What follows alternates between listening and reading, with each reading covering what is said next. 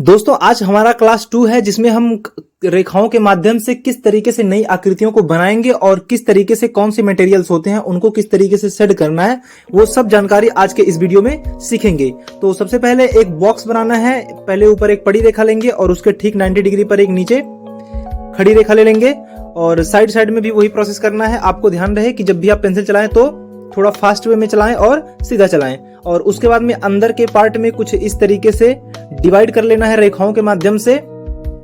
जितना भी हो सके रेखाएं सीधी चलाइए, कोई दिक्कत नहीं है अगर थोड़ी बहुत टेढ़ी मेढ़ी होती हैं। और पहले आप पड़ी रेखा खींचे थे अंदर के साइड में और उसके बाद में खड़ी रेखाओं को इस तरीके से फिर से खींच लेनी है, जिससे कुछ बॉक्स अंदर के साइड में आसानी से बन जाएंगे। रेखाएं थोड़ी बहुत तिरछी हो सकती हैं। और उसके बाद में स्टार्टिंग में बाएं से दाएं रेखाएं ले जाएंगे और ऊपर से नीचे एक बॉक्स में आपको बाएं से दाएं की तरफ खींचनी है रेखाओं को और दूसरे बॉक्स में ऊपर से नीचे। ऐसे ही करते करते आगे जितने भी पहले ऊपर की लाइनें हैं, जितने भी बॉक्स हैं, आपको उसको अच्छी तरीके से इस तरीके से फिलअप करना है। ध्यान रहे प्रेशर थोड़ा ज्यादा रहना चाहिए, काफी स्लो नहीं चलाना है पेंसिल को। और उसके बाद में जो सेकंड वाला पार्ट है उसको नीचे से ऊपर ले आना है पहले बॉक्स में और दूसरे बॉक्स में दाहिने साइड से बाएं साइड लाना है। इस तरीके से आपको फिर से फिलअप कर लेना है। उसके बाद में जो तीसरा लाइन है उसको आपको तिरछी रेखाओं को खींचना है, यानी कि क्रॉस करते हुए रेखाओं को खींचना है। पहले इस तरीके से बीच में आप खींच सकते हैं और उसके ऊपर और नीचे भी इस तरीके से रेखाओं को तिरछी लाइन में आपको खींचनी है। और ध्यान रहे जब भी रेखाओं को आप तिरछी खींचे तो हाथ का जो प्रेशर है वो काफी धीरे नहीं होना चाहिए, तेजी से खींचना है, बहुत तेज भी नहीं खींचना है। और पहले उल्टा जिस तरीके से किए थे उसके बाद में सीधा कर लेना है, या फिर आप पहले वाले को सीधा मान सकते हैं। और जब नीचे सेम इस तरीके से आकृतियों को बनाएंगे, पहले देख लीजिए जिस तरीके से यहाँ पे रेखाएं खींची जा रही थी तिरछी और दूसरे बॉक्स में ठीक उसका जो डायरेक्शन है वो उल्टा किया जा रहा है। वीडियो अगर फास्ट लग रहा है तो कृपया करके वीडियो को स्लो कर सकते हैं और स्लो वर्जन में इसको आप आसानी से देख करके सीख सकते हैं। तो इस तरीके से आप जब रेखाओं को खींचेंगे तो बीच में आप देख रहे हैं कुछ पैटर्न बन जा रहे हैं। जो टेक्सचर है वो एज ए कोई ना कोई टेक्सचर बन जा रहा है, जो कि साड़ी का किनारा जिस तरीके से हम लोग कभी बचपन में ड्रॉ करते थे उस तरीके से बन गया है। तो बीच में जो आकृति बनी है, जो बीच में वाला पार्ट है एकदम जो सेंटर में है बॉक्स बना है, उसको आप अगर ब्लैक कर देंगे तो कुछ इस तरीके से पैटर्न बन जाएगा। तो आसान से रेखाओं की मदद से आप अच्छी से अच्छी आकृतियों को इस तरीके से एक पैटर्न बना सकते हैं। आप देख रहे हैं एक डिजाइन बनकर लगभग तैयार हो चुका है। तो आपको बेसिकली ये प्रैक्टिस डेली करनी है और इसकी मदद से कुछ रेखाएं बनाएंगे। देख लीजिए पहले ऊपर रेक्टेंगल बना है और नीचे यहाँ पे आपका त्रिभुज बना है और साइड में यहाँ पे आप ओवल ले सकते हैं, यानी कि अंडाकार आकृति, वृत्ताकार आकृति, और यहाँ पे एक और आयत ले लेंगे। और वर्गाकार आकृति की मदद से यहाँ पर एक घन की आकृति बना ले रहे हैं, जो कि दो वर्ग बनाना काफी जरूरी होता है। एक ऊपर बनाएंगे और ठीक उसके सेंटर से होते हुए इस तरीके से लाइनें काटते हुए बना लेंगे। तो आप देख रहे हैं कि किस तरीके से रेखाओं की मदद से नॉर्मल सी रेखाएं जो हैं उनकी मदद से आकृतियां बनाई जा रही हैं। जैसे कि यहाँ पे त्रिभुज बना रहे हैं, नीचे अंडाकार आकृति बनाएंगे तो ये हमारा एक बर्थडे वाला कैप बन गया। और ऊपर अगर दो लाइनें बना देंगे इस तरीके से तो हमारा कीप बन गया, जिससे वो तेल जैसे जिस तरीके से हमें दुकान पर मिलता है उस तरीके की आकृति बन गई। और साइड में आप देख रहे हैं यहाँ पे पहले आयत लिया गया है, साइड में यहाँ पे अंडाकार आकृति बनाई गई है और कुछ रेखाएं साइड में बना दी जा रही हैं, जिससे जैसे हम पतंग उड़ाते हैं वो वाला जो बंडल होता है वो बन गया है। आप इस तरीके से आप बेलन भी मान सकते हैं जो घर पे रोटी बनाते हैं। और यहाँ पे एक वृत्त ले रहे हैं और कुछ रेखाओं को इस तरीके से नॉर्मली बना रहे हैं और थोड़ा सा अंडाकार आकृति को लेते हुए कुछ पेटल्स बनाएंगे। तो ये हमारा एक जो टेबल फैन होता है उसकी आकृति लगभग बनने लगेगी।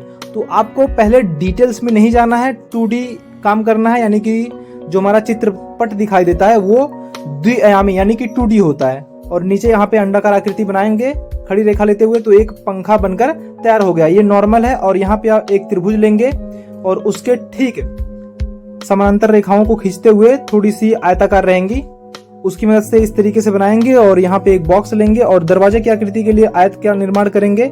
और इस तरीके से जब बनाएंगे तो लगभग हमारा 2D में एक घर जो होता है वो बनकर तैयार हो जाएगा। और ऊपर भी रेखाओं को इस तरीके से खींच लेंगे दाएं से बाएं और छप्पर की जो आकृति होती है उसको इस तरीके से बनाएंगे। और साइड में जो खिड़की रहेगा वो भी हमारा वर्गाकार ही रहेगा। तो रेखाओं के माध्यम से ही इस तरीके से आकृतियों को बनाएंगे। स्टार्टिंग में अगर आप एक बिगिनर्स हो तो आपको सिर्फ और सिर्फ नॉर्मल से आकृतियों को लेना है। तो यहाँ पर हम एक बेलनाकार आकृति ले रहे हैं। सबसे पहले आपको आयत ही बना लेना है, खड़ी रेखा में आयत बनाएंगे, लेकिन ऊपर अंडाकार आकृति जब आप बना देंगे तो वो आकृति जो हमारी है वो बेलनाकार आकृति हो जाएगी। और यही प्रोसेस एक राइट साइड में करना है, यानी कि सेम आकृति बना लेनी है। बस जो प्रोसेस रहेगा वो अलग अलग रहेगा, यानी कि जो मटेरियल्स हैं ये अलग अलग रहेंगे। तो सबसे पहले यहाँ पे हमने जो बनाया है उसके लेफ्ट साइड में सूर्य का प्रकाश रहेगा, जहाँ से प्रकाश निकल रहा है, यानी कि कोई प्रकाश स्रोत है। तो यहाँ दाहिने साइड में उसकी छाया बनेगी। तो छाया बनाने के लिए सबसे पहले हम यहाँ पे हैचिंग टेक्निक के माध्यम से पहले रेखाओं को खींचेंगे, फिर उसको बाद में उसको क्रॉस कर देंगे।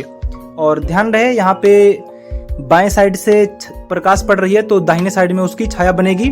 तो जहाँ पे छाया बन रही है राइट साइड में वहां पे ज्यादा डार्क रहेगा। ध्यान रहे बीच में काफी डार्क नहीं रहेगा, क्योंकि ये हमारा बेलनाकार आकृति है और जितनी भी बेलनाकार आकृतियां होती हैं वो आगे की साइड में थोड़ी उभार दिए हुए दिखाई देती हैं। तो ये हमारा जो है वो टेराकोटा यानी कि मिट्टी के बर्तन का कोई एक मान लीजिए पार्ट है, उस पे जो लाइट का प्रभाव पड़ता है वो किस तरीके से पड़ता है वो एज ए प्रेजेंट किया जा रहा है। लेकिन जो उसकी छाया बनेगी वो एकदम डार्क बनेगी, यानी कि इसमें ट्रांसपेरेंसी कुछ भी नहीं रहेगी। तो जो इसकी परछाई बनेगी सूरज के प्रकाश जो बनाया गया उसके ठीक अपोजिट साइड में वो एकदम डार्क, आप पूरा काला कर सकते हैं। लेकिन यहाँ पे हम सिर्फ और सिर्फ एक मीडियम पेंसिल ले रहे हैं, उसकी मदद से कर रहे हैं। और बीच में देख लीजिए बैलेंस भी करना काफी जरूरी होता है, ये अगले वीडियो में समझाया जाएगा। लेकिन आपको अभी सिंपली इस तरीके से आपको ड्रॉ करनी है। और ये जो हमारा सेकंड वाला बेलन है ये हमारा ग्लास यानी कि जो कांच का बर्तन होता है उसकी आकृति है। तो देखिए कांच की जो बर्तन होते हैं उनमें जो ट्रांसपेरेंटी होती है बहुत ज्यादा होती है, तो उसके लिए जो शेडिंग करेंगे वो बहुत हल्की करेंगे। पेंसिल हमारा वही रहेगा, लेकिन जो पेंसिल को चलाएंगे हैचिंग करेंगे, इसमें क्रॉस हैचिंग बहुत कम करनी होती है। नीचे की तली के पार्ट में आप क्रॉस हैचिंग कर सकते हैं, ऊपर भी कर सकते हैं, लेकिन जो बीच का पार्ट होता है एक तरीके से अगर इसको आप कांच का ग्लास माने तो बीच में जो पार्ट होता है बहुत ही कम डार्क रहता है, यानी कि एकदम एक तरीके से ट्रांसपेरेंट तो रहता ही है कांच का कोई भी बर्तन हो। तो इस तरीके से उसमें सिर्फ और सिर्फ हल्की रेखाओं को खींचनी है और बहुत ही हल्के प्रेशर से, प्रेशर बहुत ज्यादा नहीं देना है नहीं तो ये डार्क हो जाएगा।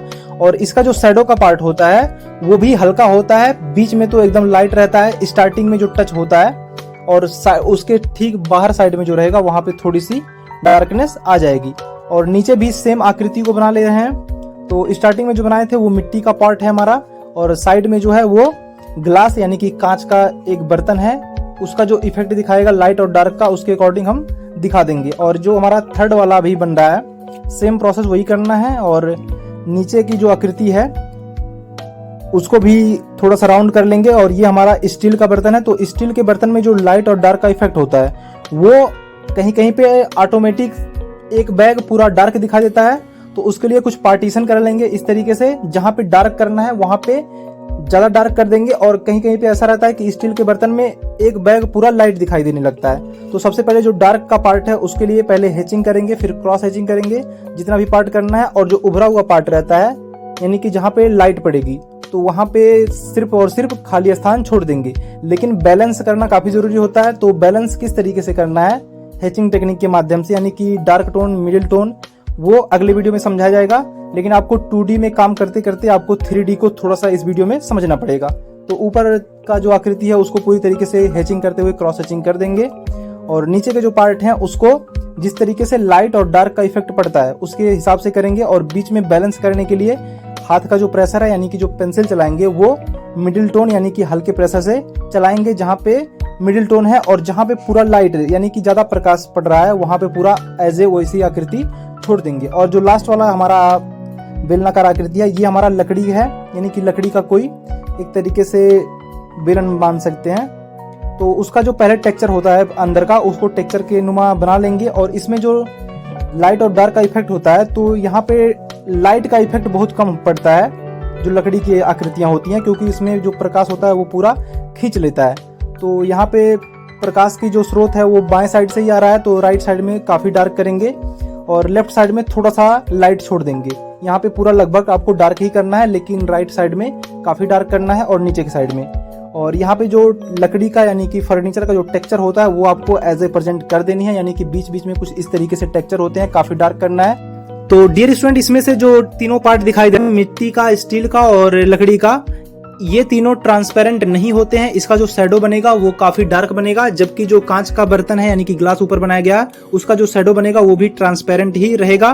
और आज की क्लास में रेखाओं की मदद से किस तरीके से नॉर्मल सी रेखाओं की मदद से कुछ आकृतियों को बनाया गया है, यानी कि 2D आकृतियों को बनाया गया और 3D में बनाने की कोशिश की गई है। और इसके बाद में जो अगला क्लास होगा यानी कि क्लास 3, उसमें हम 3D लुक को समझेंगे कि किस तरीके से आकृतियों को 3D में बनाना रहता है, उसको समझना है। तो डियर स्टूडेंट, जो भी यहाँ पे क्लास चलाया जा रहा है क्लास 1 से लेकर के बढ़ाया जा रहा है, आज क्लास 2 है और इसके बाद में क्लास 3 चलाया जाएगा जिसमें हम 3D को बहुत अच्छी तरीके से समझेंगे। तो दोस्तों, ये वीडियो कैसा लगा है कमेंट सेक्शन में जरूर लिखिएगा और अगर आप चैनल पर नए हो तो चैनल को सब्सक्राइब जरूर करें। धन्यवाद।